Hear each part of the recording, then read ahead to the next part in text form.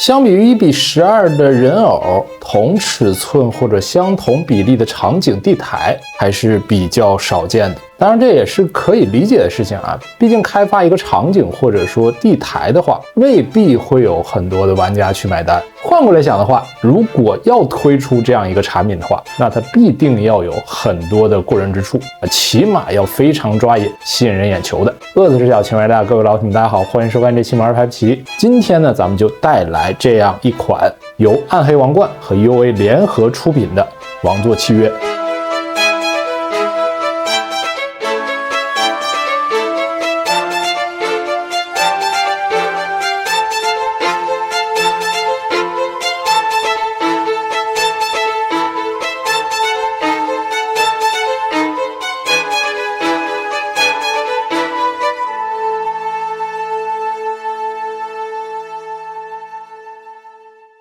先说一下，今天入境拍摄，这还处于一个样品或者说样板的一个阶段啊。咱简单看这个产品的一个思路或者想要表现的那个，还有一些有趣的设计亮点。主体部分先看一下啊，基本上就是一个以骷髅堆、骨骼甚至这种血肉朋克造型的椅子。虽然说整个体积并不是十分庞大，刻画的细节或者说看点还是非常丰富的啊。我很喜欢的几个点啊，一个是上面会有很复杂的一些设计，除去大大小小的这种骷髅头以外，一根巨大的脊椎从上到下贯穿而来，然后就是向四周去散射的这个骨骼，在这个视觉观感的冲击力上是很强的。然后呢，整个这个椅子的造型来讲，并不是那种完全复古的或者说魔幻题材的那个形式啊，它还带一点现代那种线条。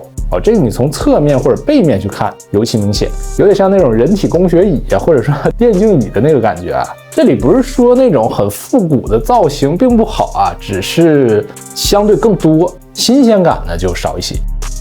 除去这个本体以外啊，它两边各有一只类似于恶魔呀，或者说石像鬼的一个搭配啊。造型上呢是比较动感的啊，因为它是紧贴着这个椅子内壁，似乎是从这个后方缓缓贴着这个内壁走出来，这样一个造型啊，好像是伴着这个王座一起出现的，会有一个动态的观感。造型以及这个颜色方面也是能够和整个场景浑然一体。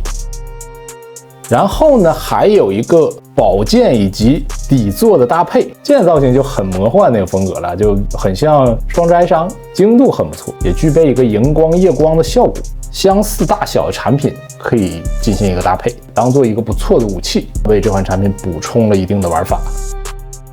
当然，如果仅仅是这些啊，作为一个地台或者说场景来讲，并不是十分的丰富啊。我最喜欢的还是这款产品带有一个很夸张好看的灯效，后端带有总电源以及 Type-C 的充电接口，平时展示的时候并不需要长时间拖着一根尾巴，这个设计不错。然后可以用这个附带的遥控器进行操作。点亮之后，默认的是一个光效循环的展示啊，红色、蓝紫色、蓝色以及绿色，每种光效具有两种效果啊，分别是常亮以及呼吸的动态展示。先看红色的话，其实整个光效并不会特别强，更多是贴在这个内壁脊柱啊，包括骷髅的周围，悠悠那种轮廓啊，不会特别刺眼。然后我最喜欢的光效是这个蓝紫色啊，这个拍出来可能紫色并不会很强，但是你在肉眼的观感下呢，在一些细节部分，蓝色的底端，它藏了一些发粉发紫那个色彩，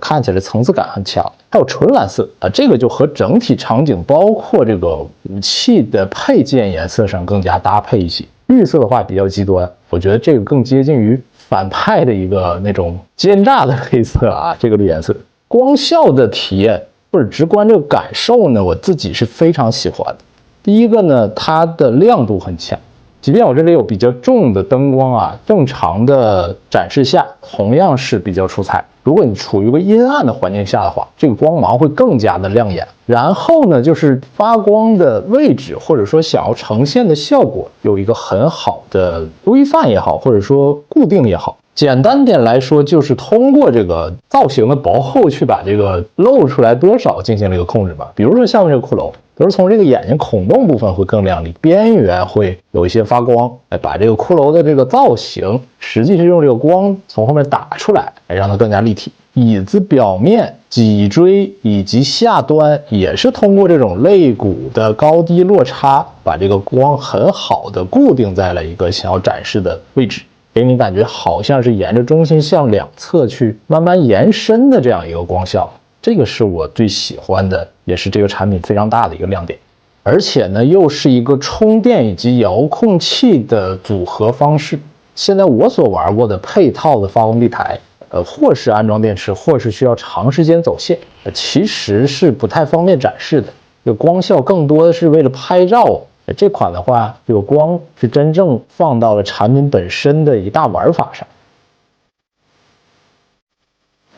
最后看一下尺寸部分啊，我这里大概量啊，估计后续官方还会给一个比较准确的高度的话，大概在28厘米左右啊。台面的宽度呢，在20厘米以内，18厘米左右啊。算上这个展开的翅膀的话，建议预留21到22厘米。比较关键的就是座位这个部分啊，深度的话差不多是5厘米，宽度的话6到7厘米，大小呢，我觉得还是能够适配绝大多数1:12产品的。我也挑了一些个头比较大的形象与之搭配，它这个空间足够，场景感还是比较强的，可以通过不同的色彩搭配你想要呈现的一个角色。希望这个系列除了这款以外，未来能够带来一些截然不同的造型，刨出黑暗风，再做一点科技感的，或者是朋克一点的，不同的效果，以去更好的适配不同的产品。然后呢，这一期呢就要分享到这里了，喜欢朋友们记得一键3连，我们下期再见，拜拜。